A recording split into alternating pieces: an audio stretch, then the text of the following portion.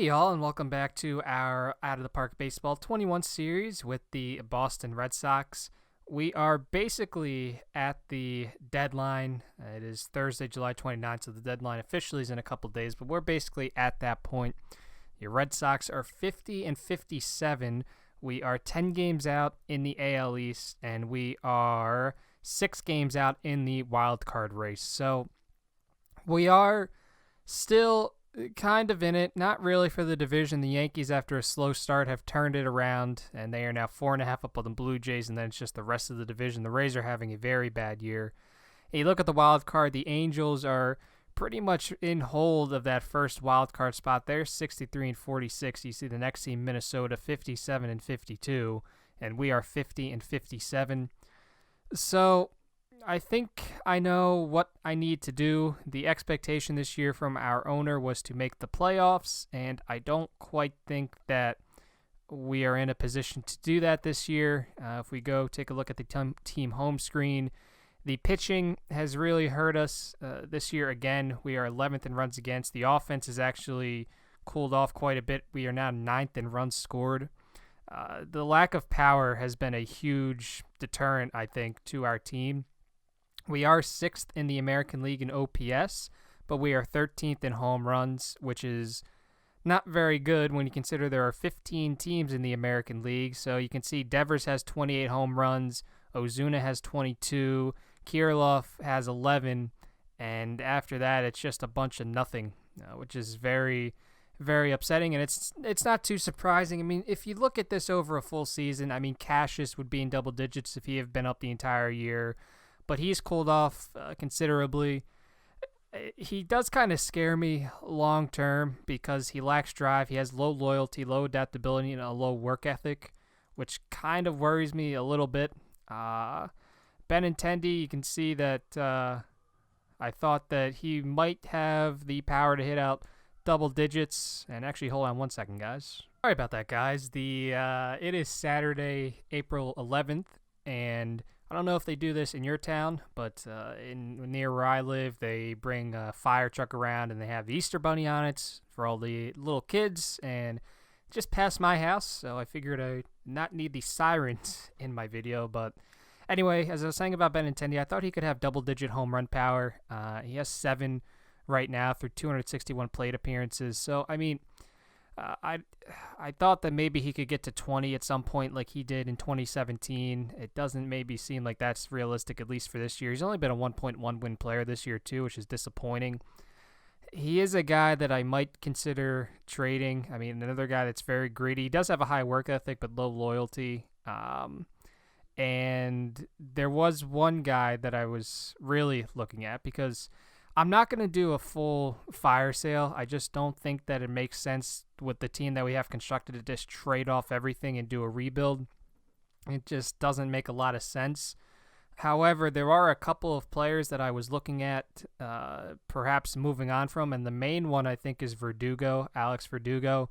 This year he's not had as great of a year as he did last year, a 756 OPS through 364 plate appearances. He's batting .284, but the 324 OBP is not very good. The OPS plus and WRC plus would indicate that he's been below average. He's only been a 1-win player. The main reason why I would want to trade him is if we take a look at his personality, Verdugo with his abrasive personality is bound to pull a team apart, and I don't really want someone like that in my clubhouse. I mean, we already have enough problems as it is, Sale being selfish, Cassius being unmotivated, and this personality rating for Verdugo it's not very welcoming, it's not very comforting. So I think that he's a guy that I might want to look to move, perhaps for a righty bat. I think would be good because we have so many lefties in this lineup already with Kirilloff and Devers and Benintendi and Cassius that I think it would be helpful to get in another righty bat. And I think that trading Verdugo is the thing that makes the most sense. I remember looking at, so if we go to the manager's office, I mean, you could look at the team chemistry. It's not awful, but I think it could be a lot better. And I think a big part of this is Verdugo. I really do think he's affecting this very negatively, if that's what his personality rating says. And I don't know. It's just, I've looked at this team chemistry a couple times throughout the past month or two, and it said that maybe it might make sense to bring in another captain because Galvis is doing as much as he can. but sometimes there's only so much he can do. So I think that Verdugo is a guy that I'm going to look to move. Sale is someone that I might look to see if there's any value still. I did take a look, I guess, about a week or so ago in the game, and there were some names, there were some packages that I thought could maybe be interesting, because you look at a guy like Sale, high greed, he's not a leader, he has no loyalty, low adaptability, and actually, hold on one more second, guys. That fire truck came by again. I thought it left, but it came right back. But anyway, as I said, Sale's a guy that I might look at.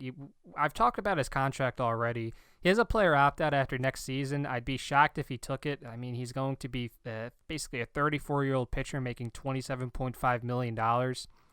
I don't think he would get that on the market if he decided to opt out, so I'd be surprised if he did. And as I said, I'm a big market team. Money is not really a factor for the most part. However, a contract like this for an older pitcher that's struggled with injuries recently is kind of concerning. Now, you take a look at how he's done. The last time we talked about him, he had come off 2 solid starts against the Yankees and the Mets, and then he followed that up with pretty lackluster outings against the Pirates, the Angels, and then the Mets again. He's striking out guys. He's not walking a ton, this Angels game notwithstanding. He's lining up some home runs. I don't know. I think it might make sense just to see if we could get anything for him. I mean, we take a look at team chemistry. It's, as I say a lot, I don't really like to have any guys over here, maybe one, or if it's super, super worth it and we can get around it, but I don't know. I really think that having guys like that on our team is part of the reason why we're not doing very well. Part of the reason is that the pitching's just not where it needs to be, naturally. But I do think that team chemistry has played a role. So I think that I'm going to look at some possible trade packages. Now, I did look at the trading block before I started recording this video, and there were, if I go to default, there were some interesting names. We talked about Mike Clevenger before. He is a guy that I might want to kind of target if I could get him as a Red Sox player. That would be pretty cool. But there's some other names here too, especially when it comes to personality that I have looked at. But I'm going to take a look here at some possible trade packages. I'm not going to guarantee that I'm going to make any. As I said in the first trade deadline video, I don't like to make trades just to make them. I don't think that's how a team improves, if they just do something just for the sake of doing it. But if there's a package that I think makes sense for this team, both in the short term and the long term, I think I'm going to try to explore it. So I'll be back if I find any trade packages, and I will let you guys know. Okay, well, good news, if you want to look at it that way. I think it's good news. We were able to make some trades. My record time is at 46 minutes, so I spent a good amount of time looking over packages, looking over what certain guys could bring back, and I've made a set of trades that I think will help us this year while also not hurting us for the future. So let's get into them. We will just go over to the trade log. So the first trade we made was with Cleveland, and in this trade we received Yoshitomo Tsutsugo and Mike Clevenger, and in return we sent them Alex Verdugo and Devin Smeltzer. So I said I wanted Clevenger, and for whatever reason, Cleveland wanted to get rid of him. Maybe they didn't want to get rid of him, but they were open to trading him, and they were interested in Verdugo and Smeltzer. So I said I was going to consider trading Verdugo if I felt that the package was right, and this seemed like the right package. You can see that basically Verdugo will be an upgrade offensively over Tsutsugo for Cleveland, which I think is something that they could use. And meanwhile, we get Clevenger, who's almost at the end of his arbitration period, and we'd send them a more cost-controlled starter that might benefit from another change of scenery. He was doing a little better before we traded him, but now he might be better going back to the AL Central. Of course, he was a member of the Twins, and now he's back in the AL Central as a member of Cleveland's starting rotation. So I'm happy that we did get Verdugo off of our team. I really think that it was necessary, and actually, if you take a look here, actually, you know what? I'll show you. Well, yeah, I guess I can show you now. If we go to mail news, You can see that players have publicly stated that the atmosphere in the clubhouse has been quite good, but behind closed doors, they feel that without Alex Verdugo, things will continue to improve. So clearly, I think he was a bit of an issue in the clubhouse. So I'm glad we got rid of him. And the second trade we made was with the Texas Rangers. They are 39-70. Yes. And there are a lot of unhappy players on their team. One of those unhappy players was Joey Gallo, who's also near the end of his arbitration period. He's making $8.7 million this year. You see he has 5 years and 57 days of Major League service time. In return, we sent them Andrew Benintendi and 2 solid prospects. We sent them a solid starting pitching prospect in Ryer Zephyr-John, and we sent them an outfield prospect in Jarren Duran, who could probably do some stuff with the bat, and he's very, very good defensively. I just don't think I had a spot for him on my team for the future, so I think it made sense to trade him. And in return, we got Joey Gallo. And everybody knows the deal with Joey Gallo. His batting average isn't going to be very good. He's going to strike out a lot, but he has elite home run power and a very, very good eye. So even though he's not going to hit for a very high average, you can see he's going to get on base at a pretty respectable clip. And I think that in Fenway Park, I think he'll do a little better offensively than he did in with Texas. I think that being unhappy kind of hurt his performance a little bit. So I think that now he has a good morale.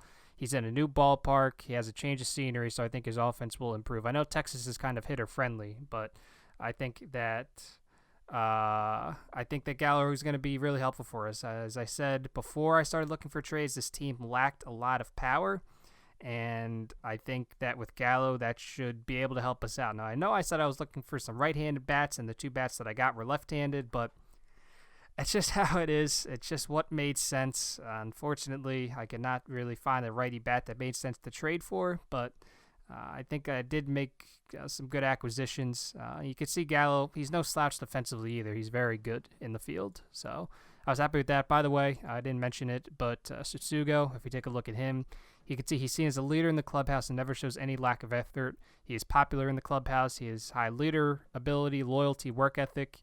And if you go to team chemistry, he is listed as a captain, which is good. I think that will really help us.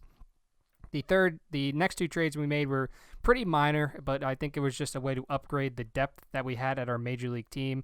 So we made a trade with Chicago. You can see they are 57-50. They are trying to make a push, so we traded them Devin Marrero, and in return, we got Corbin Joseph. They just brought this guy up. He was only up there for, only 36 games. They got him from Pittsburgh, and he didn't do very well. He was doing very well in Iowa, their AAA team, and then the Cubs decided to bring him up. But we got him. I mainly got him because he is, if we take a look, he is a spark plug. He has high adaptability, a high work ethic, and I think a spark plug is something that we could really use.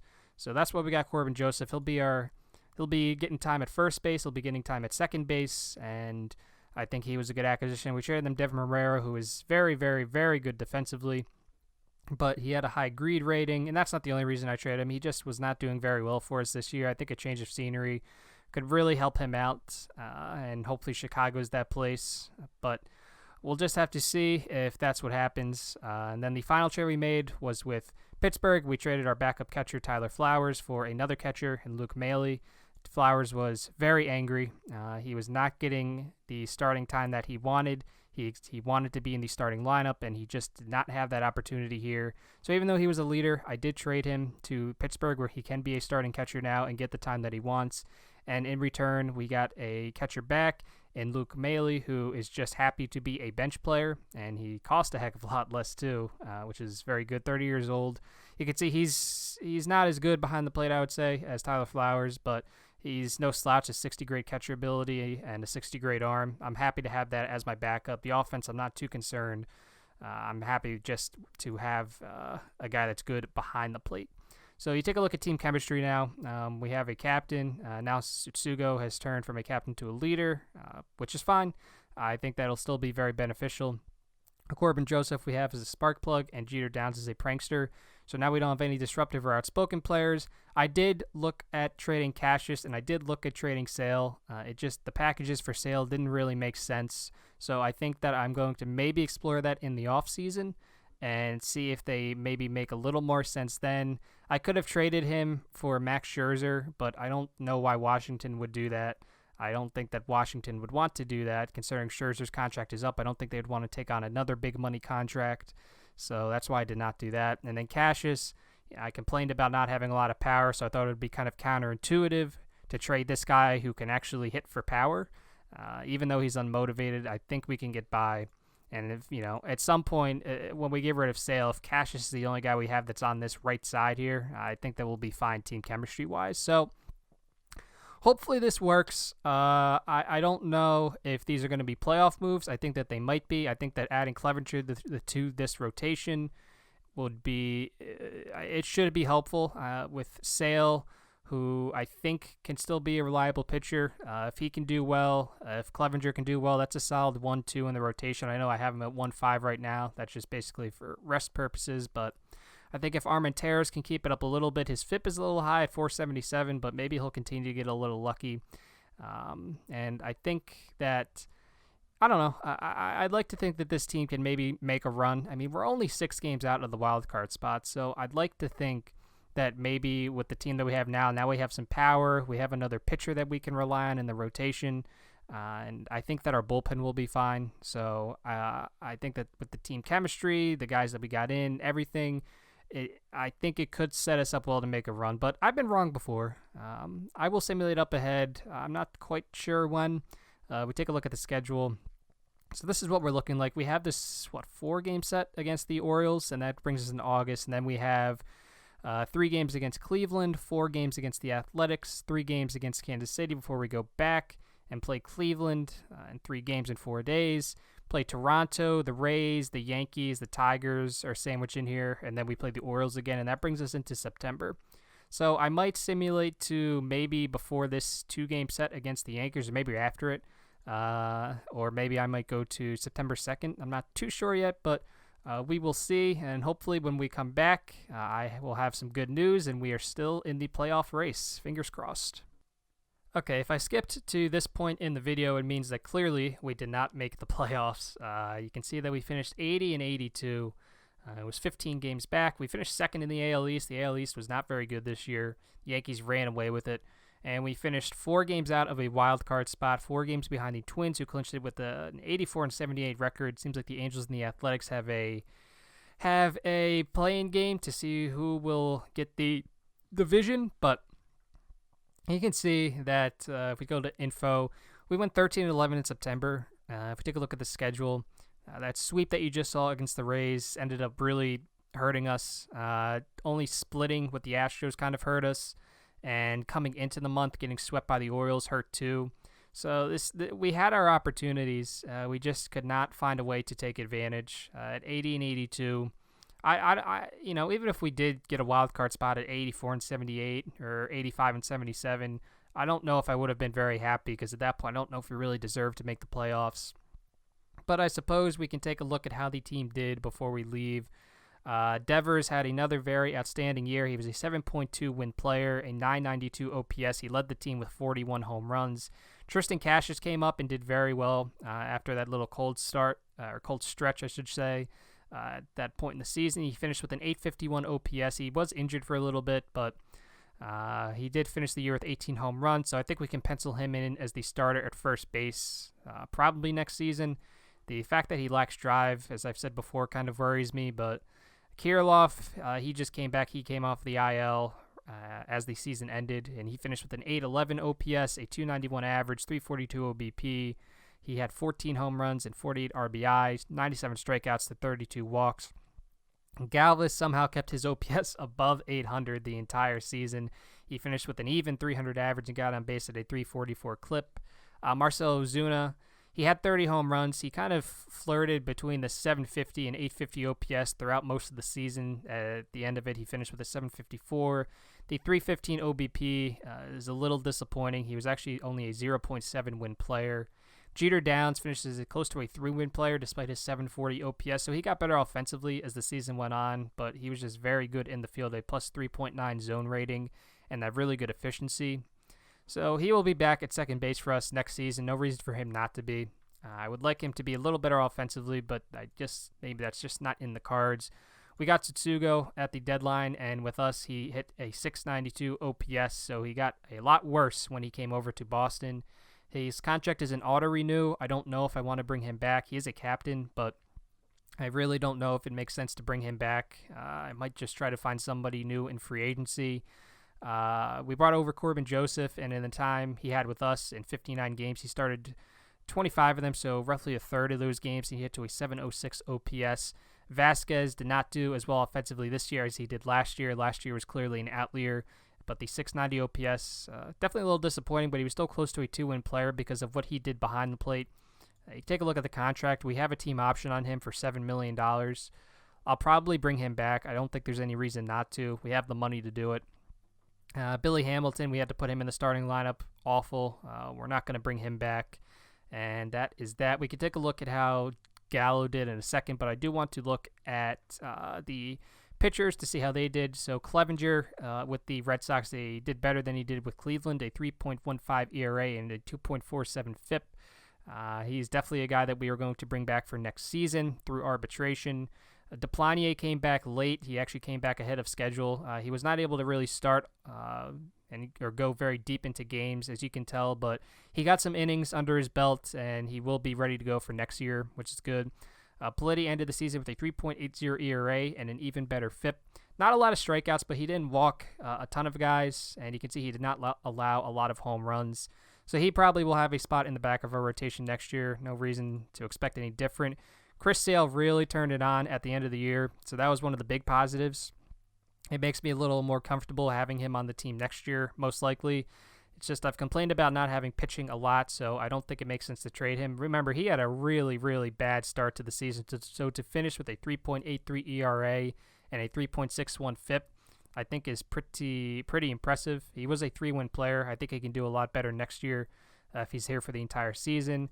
Armenteros, we'll take a look. He kind of faltered down the stretch a little bit. He finished with a 4.31 ERA, so I don't quite know if this is the guy that will be, or a guy that will be in the rotation next year. But he gave us some innings throughout the season, which was good. McHugh, it's contract. I might try to trade him if anybody would be interested. I mean, he was the 2.1 win player, but he just was not very reliable. We had to kick him to the bullpen at the end of the season, and he finished with an ERA above 5 and a FIP of 4.49. He was pretty much a below-average pitcher in every sense. We called up Lewis Thorpe to give us some innings in the bullpen, and it seems like he did all right in a long relief role. Chafin seemed like a very solid option in the bullpen, a 164 ERA plus and an even ERA of 3. So maybe he could have been a little better, but as a guy that's mainly facing lefties, I guess I can't be super upset. Liam Hendricks had a pretty solid year, 2.64 FIP and above average ERA plus. Kirby Yates turned it around, a 3.00 FIP, a 132 ERA plus. Josh Hader, we take a look at, he had a 4.18 ERA, a 3.90 FIP. So a little higher than what I would have expected when I traded Bogarts for him, but I think he can do a little better next year. I think as a whole, this team kind of underperformed this year in a lot of aspects, and that's kind of one of the reasons we finished 80 and 82. But it's just, that's what baseball is. So we can take a look at the standings, how the regular season ended, because we will not be in the playoffs this year. The Yankees won the AL East, 15 games up on us. Cleveland clinched the AL Central, so they finished 87 and 75 without Clevenger and without Tsugo. So we can take a look at, actually, I'd like to see how Verdugo did. They batted him second, and he did a lot better when he got to Cleveland, clearly an 836 OPS. He hit 7 home runs in 38 games. He hit 7 home runs with us in 90 games. He was a 1.3 win player. Yeah, he clearly did a lot better, so it seems like a change of scenery did him pretty good, which is nice to see. The Twins clinched the second wild card spot at 84 and 78.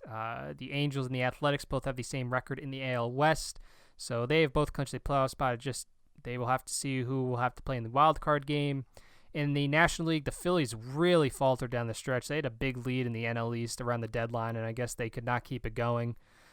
They finished 89 and 73 out of the playoffs. The Mets won the division at 96 and 66. The Braves got a wild card spot at 92 and 70. It seems like they got the top wild card spot.